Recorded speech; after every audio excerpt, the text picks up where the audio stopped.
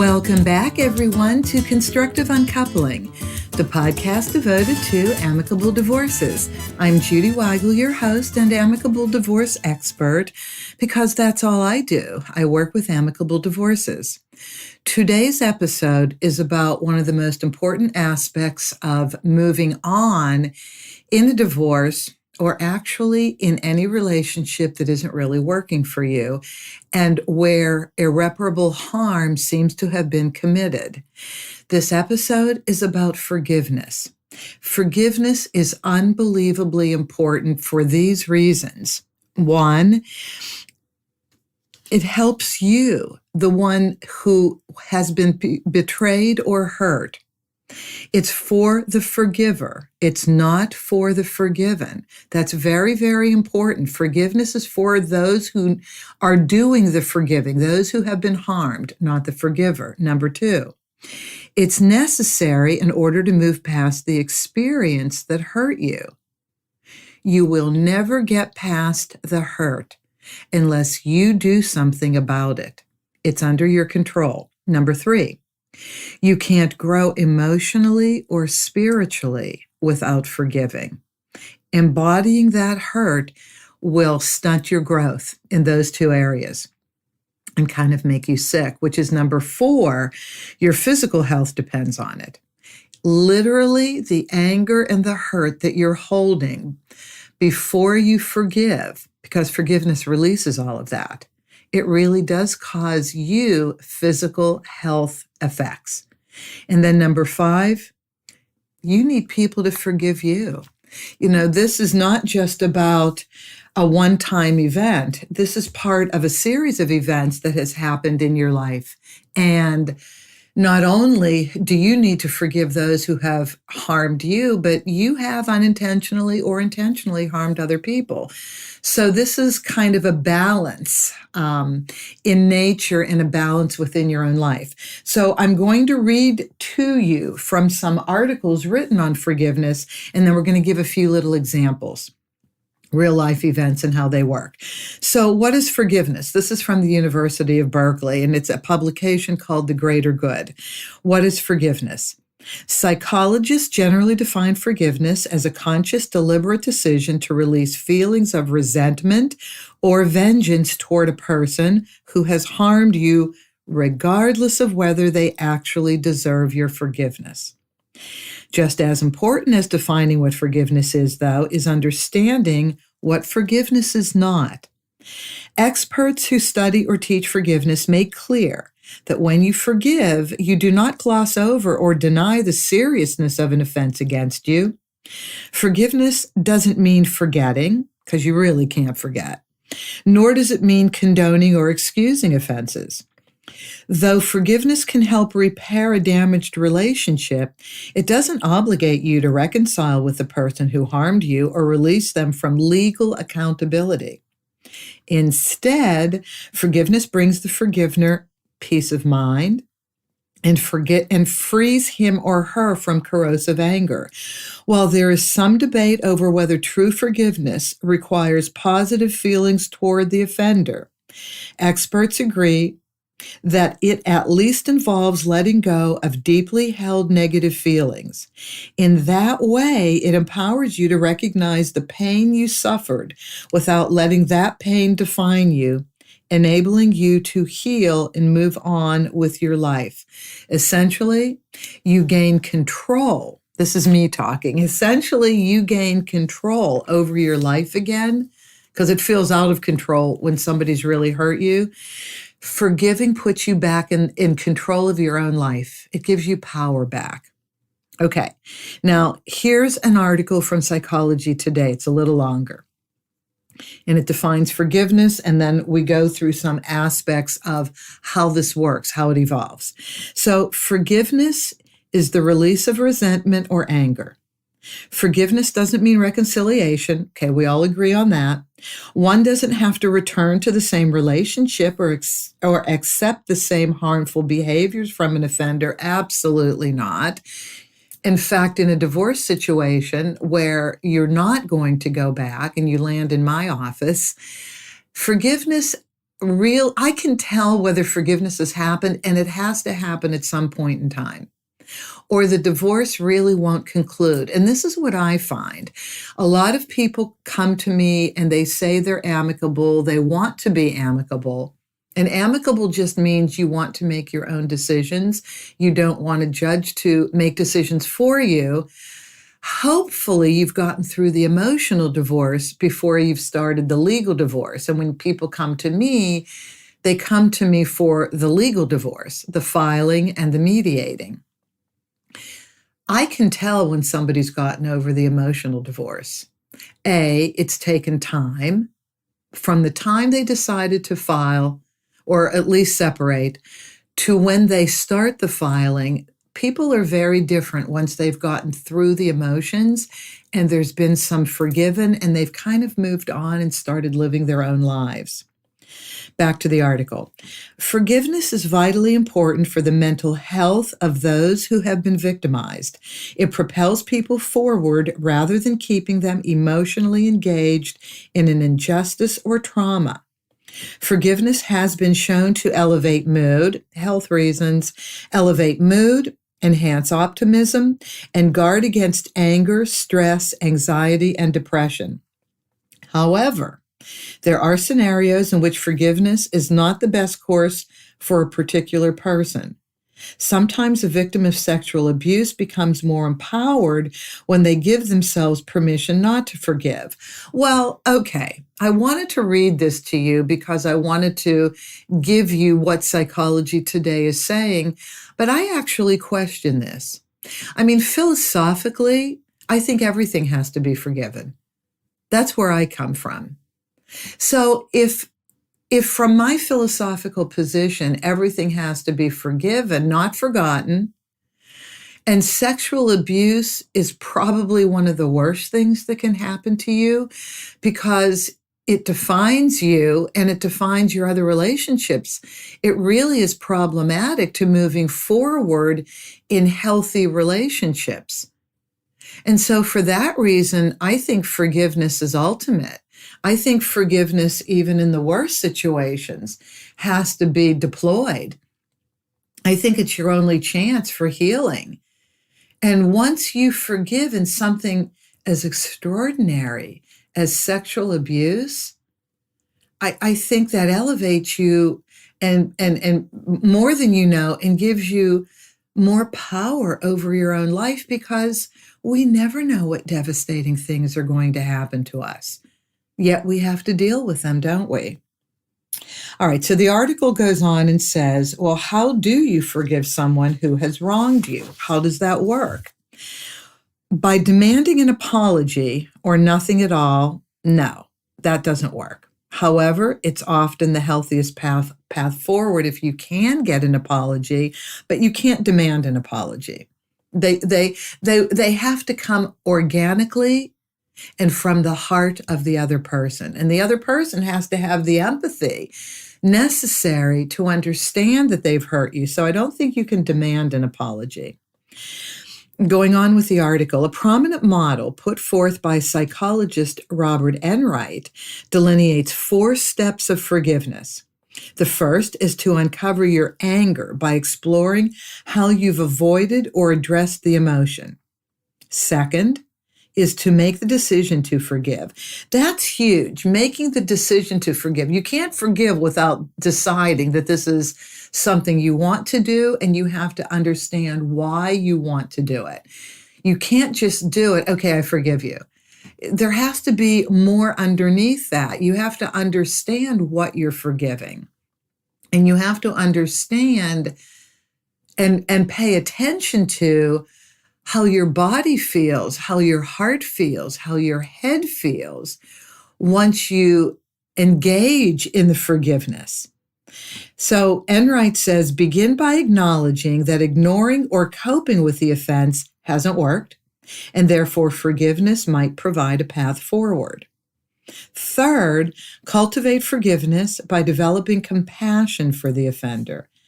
Okay, this is really hard, but when I'm dealing with people who have not done forgiveness yet, or are still angry with their spouse as they're going through the filing for the divorce or the mediation for the divorce, I say, look, if you go back in time and look at how your spouse was raised, is there anything in the relationship, the parental relationship with your spouse and his or her parents, that would be an indication for the behavior that has caused you so much hurt? And invariably, 99% of the time, all of a sudden the light bulb goes on in the betrayed or the hurt and says, well, yes, this is what went on. I can see that for myself now, or I've been told that by my spouse, that this is how they were raised. This is the behavior they were used to. And I said, well, then maybe it makes sense that they exhibited this behavior towards you. It doesn't make it right, but at least you can make sense of it. And if we can make sense of it, that really helps us in the act of forgiveness. So back to the article, reflect on whether the act was due to malicious intent or circumstances in the offender's life. See, this is the way it works. And my therapist friends and colleagues have really taught me a lot on this. Lastly, Enright says, release the harmful emotions and reflect on how you may have grown from the experience in the act of forgiveness itself. So number 2, he asks, how do I overcome resentment? Well, resentment, in my opinion, is part of the experience of being hurt. I mean, to be hurt, well, puts you in another dimension of emotion. And if it takes the relationship away, if it takes the marriage away, yeah, you can easily resent. I mean, I've had one couple comes to mind, but there are several couples where this has happened to. But one couple in specifics, they dated, they were married less time than they dated. They had a child. The child was under 1 year old when they came to me to get divorced. And there was sexual misconduct on the father's side. And the mother was so resentful because it just ruined her plans for the future. She loved being a mom. She wanted to be married. He claims there were problems with the relationship going into it. She claims there weren't. I wasn't there. What do I know? Only they know. But the resentment came up because the hopes and plans for the future were dashed, even in a short-term marriage. But there was a child involved, and that does change the dynamic. So here's what Enright says. Resentment can sometimes linger for years, even if we believe we've moved on or forgotten about it. To release resentment, reflect on why the person may have committed the offense, sit with the pain, and then try to forgive the other person, because forgiveness can instill a sense of strength that overpowers bitterness. So here's the next question. How do I forgive my partner for cheating on me? The decision to forgive an affair is deeply personal. There are two of the biggest reasons why people get divorced, if I may digress a second. The biggest is financial. People need money to live. And when the finances aren't right, if both people aren't contributing, or if it's set up where one person contributes, the other person raises the family, still money can still be an influencing factor if the person who has assumed that responsibility has a difficult time holding a job. The other key reason for divorce is infidelity. And you have seen with other podcast episodes I've done that it's not just men. It's almost equal. Men and women commit infidelity. And that was a surprise to me once I started exploring that. But money and infidelity, two biggest reasons why people divorce. But we all really focus on infidelity. So a key component, back to the article, is for the partner who had the affair to be completely transparent and honest from the moment forward to rebuild trust in the relationship. Okay, so in my divorce, it's not that I didn't know we had problems in the relationship. I did. we hadn't discussed therapy. We really hadn't discussed the issues. And a lot of times people don't. They recognize they are issues, but they don't discuss them. But when I was told that he wanted a divorce, he did say there was infidelity. Now, he didn't say there was infidelity throughout the marriage, which I found out later there was. He just said there has been infidelity, which was his signal that the marriage needed to be ended. And it was with Carmen, the baboon trainer. Now, yes, this is extremely funny. We were both with the circus when we met. He went back to a traveling circus after we both left the Clyde Beatty Cole Brothers Circus where we met and became civilians and tried doing regular jobs. He decided to join the circus again. And Carmen, who was a lovely person, I knew her from the Clyde Beatty Cole Brothers Circus. She was an absolutely lovely person. She was a great baboon trainer, and her animals looked fabulous. I guess she was having problems in her marriage. My husband was Clark was having problems in our marriage. And so they got together and commiserated. It didn't last. And I didn't get upset. Strangely enough, that didn't upset me. What hurt me more than anything was that there wasn't the opportunity at that point in time to look into therapy so we could explore the reasons. So even if we had to leave the marriage, we could become friends, we could become clear about why we were leaving the marriage. And maybe it was a marriage that really couldn't work in the first place. But at least we could become clear. The therapy happened later when the first initial divorce filing didn't work, and that had to be terminated. And then we started another filing in Los Angeles. And by the way, if I may add, I was so out of it emotionally that I was getting divorced. I don't remember one single thing about the paperwork. And now I'm dealing with paperwork in a divorce. Isn't that interesting? I don't remember one single thing about the paperwork. I mean, I participated in it. I had to, or I wouldn't have gotten divorced. It was a Los Angeles divorce. And then we did try and engage in therapy, but I couldn't go back. I had gone through a year of emotional hell, not resentment with him, resentment towards me, and that I didn't do what I could have, should have done in my head to make the marriage work. I was really down on me, never once down on him. And it's just interesting how different people react to infidelity and to the issue of betrayal. But he did tell me. I don't know that he apologized, but I also didn't need it, because I knew we were having problems. And for me, infidelity was just a symbol that we were having problems. So, everybody handles things differently. But the next thing Robert Enright says is, how do you forgive yourself? So that was my year, one whole year of sadness, because I needed to forgive myself.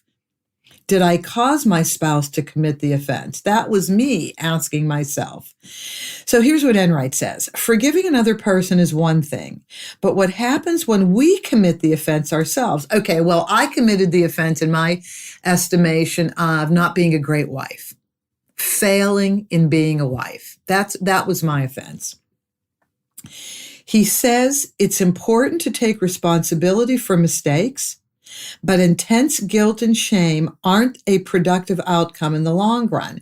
So if we even go back to that example of the client I said, short marriage, longer dating and courtship, short marriage, very young, under 1-year-old child, he said that it was obvious they should not have gotten married.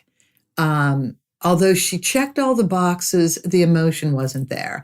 I don't know. I'm not convinced that he was accurate. I'm just wondering if there was something else under the surface, because she had such a completely different level of shock. She thought the marriage really was working. So he said she checked all the boxes for why they should get married. She said it checked all the boxes, and she was completely baffled about why he went outside the marriage, when they were married such a short period of time. That's a huge issue to deal with, and that really does require therapy. So Enright continues, the process of self-forgiveness can be a painful challenge, but deeply valuable. Key to this process is owning up to one's mistakes, understanding why they occurred, and helping to rectify the situation. So I had to forgive myself in the transition year between being asked for the divorce and the filing of it. And I had to forgive myself for what I did that was hurtful to the marriage. And that's all I was focused on. And so Enright says, begin by acknowledging that you are at fault, if you're the one that is at fault, and take responsibility for the hurt you caused.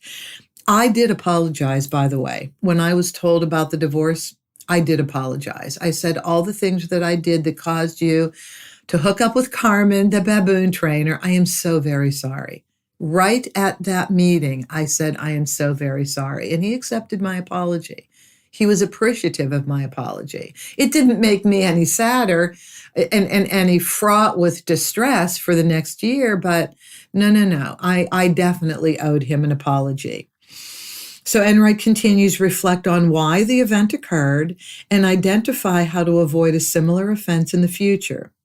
Apologize to the person you wronged and try to improve their life in a meaningful way. Lastly, the benefits of forgiveness. Forgiveness has been linked to greater feelings of happiness, hopefulness, and optimism. Absolutely, it has. The process, for me, I can definitely tell you, whenever I feel hurt by somebody, and I mean, I feel hurt by a lot of people, so do you. We all do on a daily basis. Things well outside of our marriages and relationships. But if we can forgive somebody, it just takes this pressure and stress off of us. It lightens our heart immediately, and it puts a smile on our face. The process of forgiveness, Enright continues, can also protect against serious conditions such as anxiety and depression and post-traumatic behavior. Harboring anger and resentment triggers the body to release stress hormones like cortisol and adrenaline whenever the person comes to mind. Because they will come to mind, by the way. When you least expect it, the incident will just pop into your head, and all of a sudden you'll feel frozen. All of a sudden, you'll start feeling anger and resentment. And when that happens, a steady stream of those chemicals can lead to stress and anxiety, as well as dampen creativity and problem solving. Really and truly, we're a mess. Basically, we're a mess. We've got to get a handle on it even when it pops up again, and it will. Forgiveness is a journey. We make that first big move towards forgiveness once we've processed everything. But then honestly, anything can trigger it coming back. And if we have those feelings of resentment again, just forgive. I forgive you. I forgive you. I forgive you. And we just feel calm again. And the emotional benefits are we reduce unhealthy anger. We repair potentially valuable relationships in the future or soon to be exes in a co-parenting relationship. Yes, we have to think about if we have children and we're getting divorced and the other parent, the other spouse has hurt us, it's to the benefit of the children that you forgive and that you grow as a person and exercise goodness in and of itself, no matter what the response is. So that's what Enright says, and that's from Psychology Today. Let's go to the Mayo Clinic. This is interesting.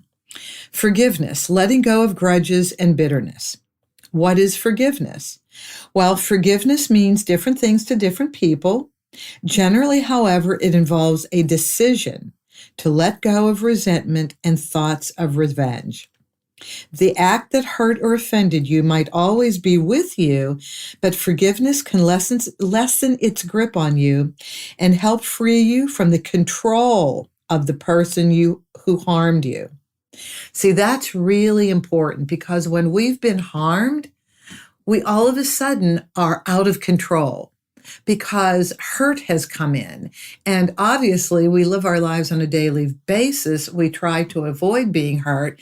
We try and live in a way that is copacetic, that is pleasant, and that brings us happiness. And so when somebody hurts us, we feel out of control. The only way to get back into control is through forgiveness. Forgiveness can even lead to feelings of understanding, empathy, and compassion for the one who hurt you. Remember, go back in time, see how that person was raised, see what they experienced as a child, and maybe this is a reason why they did whatever they did to hurt you. And what's the opposite of not forgiving?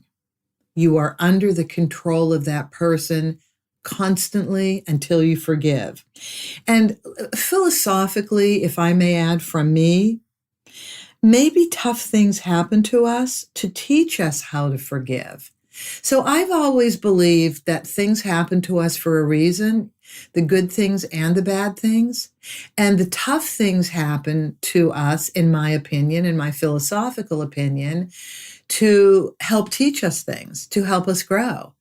And so while we're dealing with the hurt, and it doesn't mean that we can't be hurt, while we're processing the hurt and getting to the point of being able to decide to forgive, please remember that this could be the greatest thing that's happened to you, the best, worst thing that's happened to you, so that it can teach you whatever you need to learn in your growth as a human being. Mayo continues, forgiveness doesn't mean forgetting or excusing the harm done to you or making up with the person who caused the harm. Okay, everybody seems to be in agreement over that. Forgiveness brings a kind of peace that helps you go on with your life. And that's really it. It puts you back in control and it allows you to live a more peaceful life. If you can look at the event and the person who hurt you and not hate them, you've mastered forgiveness. This is my philosophy. This is what I do. If you can really look at that person and not hate them, you've really mastered the art of forgiveness. And in the story with the young couple with the child, I was able to talk to both of them. They mediated, and we just had separate conversations. And with the wife, before the divorce was over, she had gotten to that point of forgiveness. And I could see the difference in her. She started working again. She looked so healthy when she came in to sign the final divorce papers. She was bouncing. She was walking on air. A completely different human being. Yes, she did have therapy. And I even said to her, I said, look, if you think I'm outside of my bounds, by suggesting that you get therapy, because in order to move forward and have the best co-parenting relationship and mother-daughter relationship, you must forgive. You must get past this. And she said, no. My parents say this to me, and I do have a therapist, and my therapist says the same things. So it did take time. It took over a year, but she got there. I'm not convinced the husband got there. I'm not convinced the husband understood that what he did, where its root was. And I think he understood it caused the demise of the marriage because he didn't want to be married. I don't know where he got to emotionally, though. I just didn't have that conversation with him, and I didn't see any changes. I really didn't see any changes in him, but I hope for the best because, again, these are just two people who, are trying their best like we all do. What are the benefits of forgiving someone? Mayo goes on. Letting go of grudges and bitterness can make way for improved health and peace of mind. Forgiveness can lead to healthier relationships, improved mental health, less anxiety, stress, and hostility, lower blood pressure, fewer symptoms of depression, a stronger immune system. That's interesting, isn't it? A stronger immune system, because our emotions do create our physical health. Improved heart health, improved self-esteem. And why is it so easy to hold a grudge? So that's something interesting the Mayo Clinic brings into play. And they say being hurt by someone, particularly someone you love and trust, can cause anger, sadness, and confusion. If you dwell on hurtful events or situations, grudges filled with resentment, vengeance, and hostility can take root. If you allow negative feelings to crowd out positive feelings, you might find yourself swallowed up by your own bitterness or sense of injustice. Some people are naturally more forgiving than others. I am. Although I have many other faults, believe me, I just naturally forgive because I know immediately I'll feel better if I do. And once you've experienced that or understand that innately, you'll forgive everybody for everything. But even if you're a grudge holder, almost anyone can learn to be more forgiving. And what are the effects of holding a grudge? Well, it's kind of like what he said before. Bring anger and bitterness into every relationship and new experience. Become so wrapped up in the wrong that you can't enjoy the present. Absolutely. Become depressed or anxious. Feel that your life lacks meaning or purpose, or that you're at odds with your spiritual beliefs, and you lose valuable and enriching connectiveness with others. How do I reach a state of forgiveness is how they conclude the article. Forgiveness is a commitment to a personalized process of change. To move from forgiving to forgiveness, you might recognize the value of forgiveness and how it can improve your life. Well, you've heard a lot about it now. There is a huge value in forgiveness. Identify what needs healing and who needs to be forgiven and for what. Consider joining a support group or seeing a counselor, of course.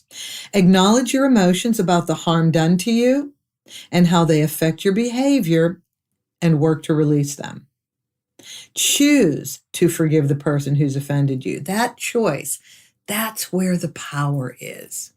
Choosing, that's the power you get back. And move away from your role as victim.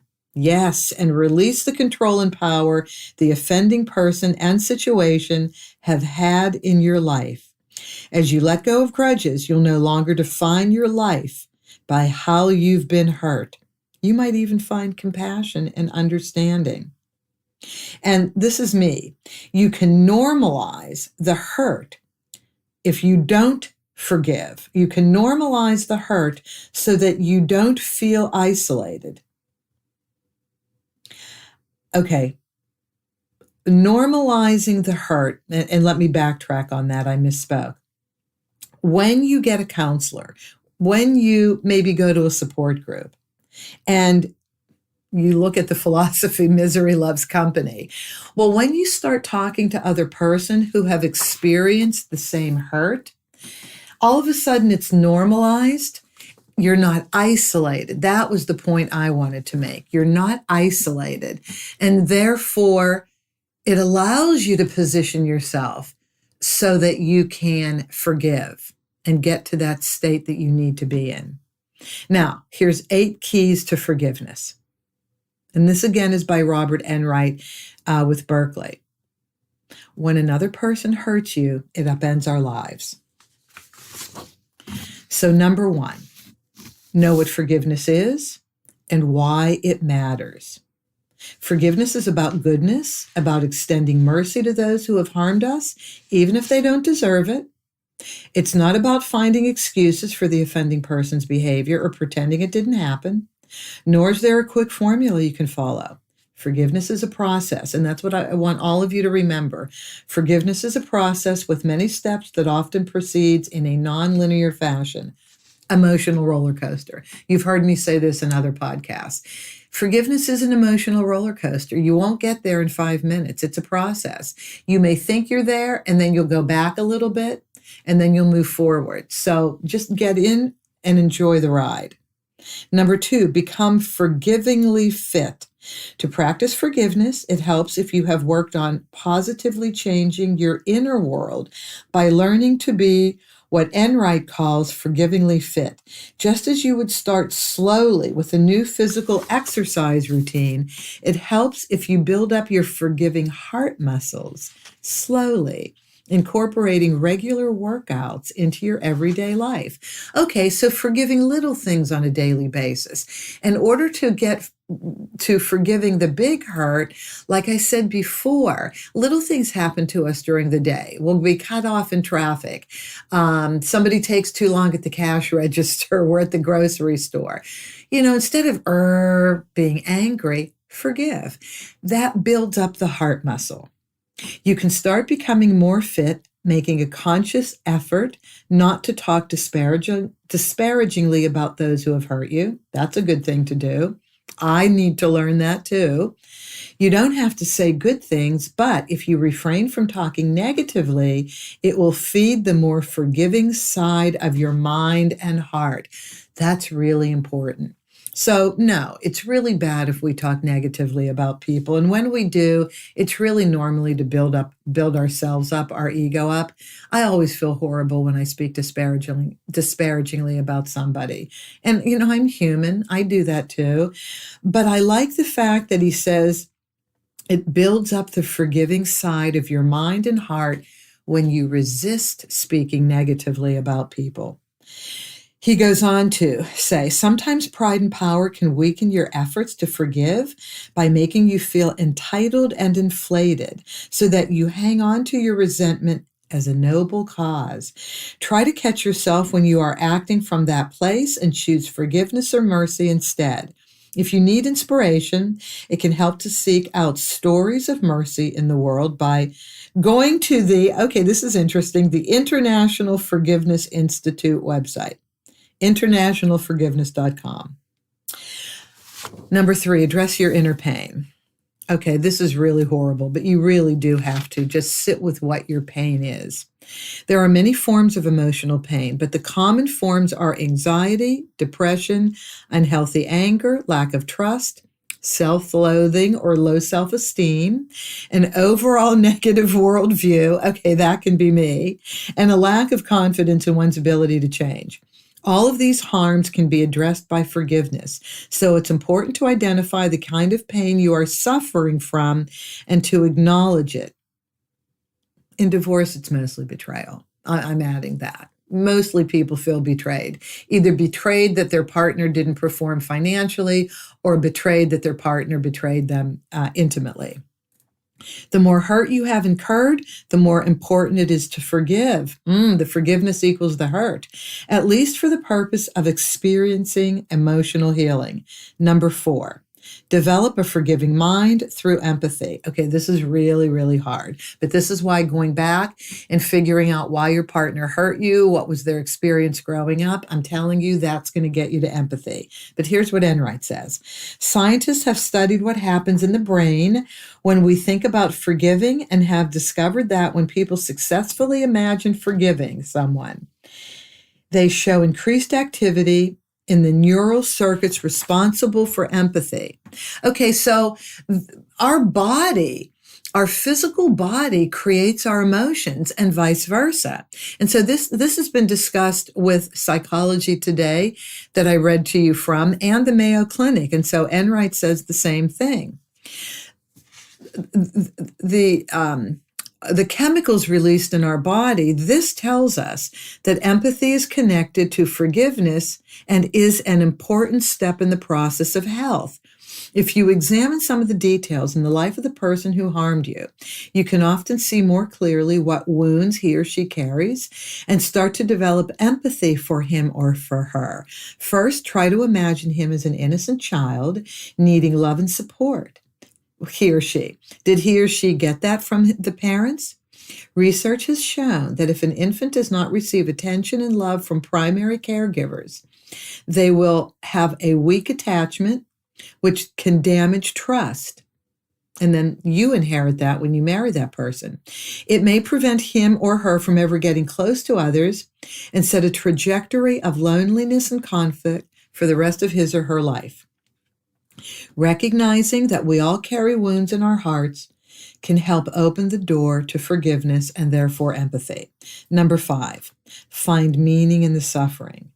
Okay, so back to my philosophy that everything that happens to us is for our own growth. You have to find meaning in the suffering. When we suffer a great deal, it's important that we find meaning in what we have endured. Without seeing meaning, a person can lose a sense of purpose, which can lead to hopelessness and a despairing conclusion that there is no meaning to life itself. Now, that's really bad. That is serious depression. That doesn't mean we look for suffering in order to grow or try to find goodness in another's bad actions. Instead, we try to see how our suffering has changed us or can change us in a positive way. Number 6, when forgiveness is hard, call upon other strengths. First, remember if you are struggling with forgiveness, that doesn't mean you're a failure at forgiveness. Forgiveness is a process that takes time, patience, and determination. Try not to be harsh on yourself, but be gentle and foster a sense of quiet within an inner acceptance of yourself. Try to respond to yourself as you would to someone whom you love deeply. Okay, super hard, but let's trust that Enright knows what he's talking about. Surround yourself with good and wise people who support you and who have the patience to allow you time to heal in your own way.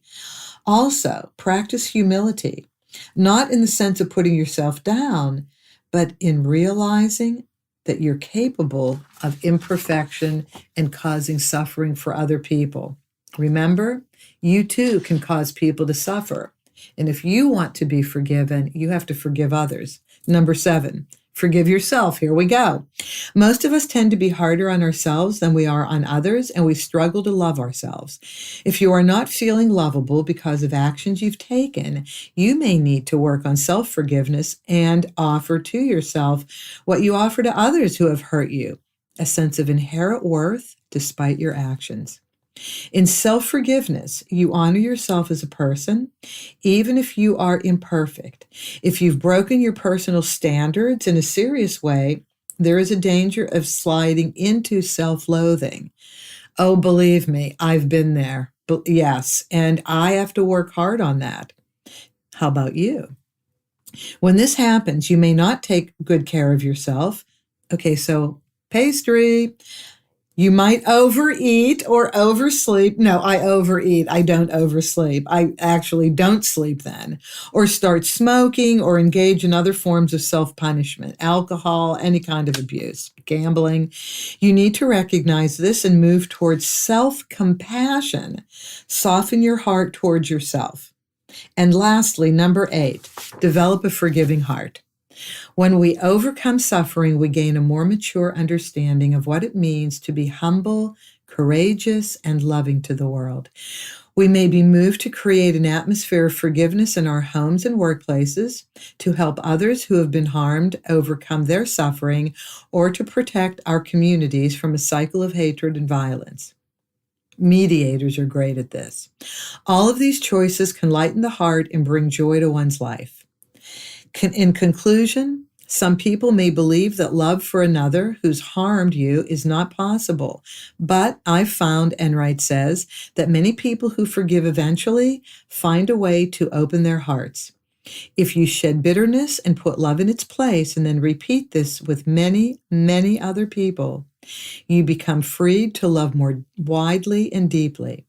This kind of transformation can create a legacy of love that will live on long after you're gone.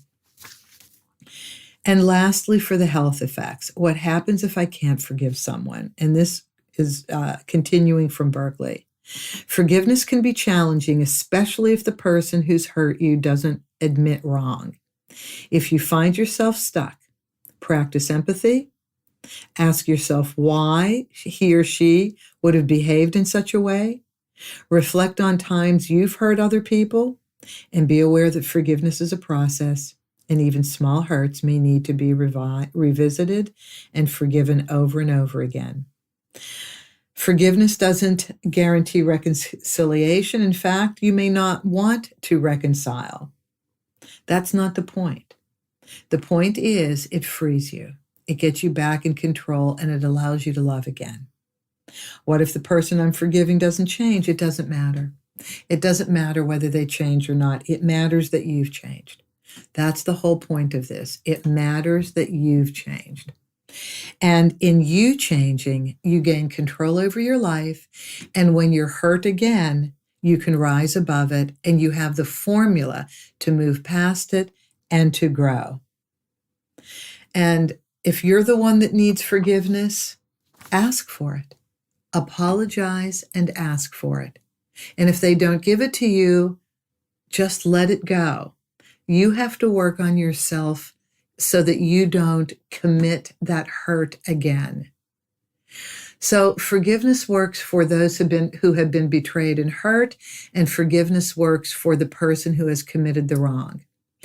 I hope this has been educational and uplifting for all of you, because this is one of the most important things in life, whether it's for a divorce or for any other situation that you may be in where you feel hurt or you've hurt other people. Forgiveness is one of the most important things that you can learn and practice, and I guarantee you, your daily life will become so much more enjoyable. Well, that's it for forgiveness. Thank you all for listening to Constructive Uncoupling, the podcast devoted to amicable divorces. I'm Judy Weigel, your host, Amicable Divorce Expert. I'm a mediator, and I also file for amicable divorces. If you would like to suggest a topic for a future podcast, you can reach me at Judy, Judy, at constructiveuncoupling.com, Judy at constructiveuncoupling.com, or go to my website, divorceresourceinc.com, divorceresourceinc.com, and you can get in touch with me that way. Thank you so much for listening, and I look forward to our next episode.